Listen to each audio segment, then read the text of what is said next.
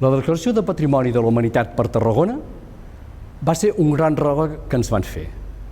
Jo voldria fer dos comentaris.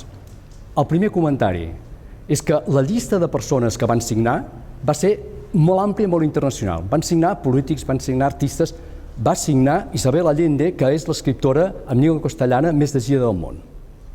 L'altre comentari que us voldria fer és donar les gràcies a totes les entitats i persones que estan donant múscul a la declaració. Aquesta declaració, només dient que està declarat un monument, no fem res.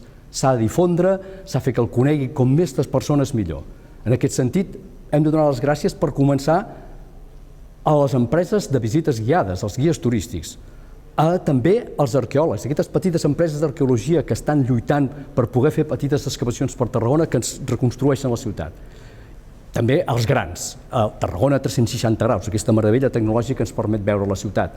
I sobretot, a Tàrraco Viva, que és un teatre de carrer, però un teatre de carrer amb un gran entusiasme que ens permet seguir perfectament el que havíem tingut en aquesta ciutat.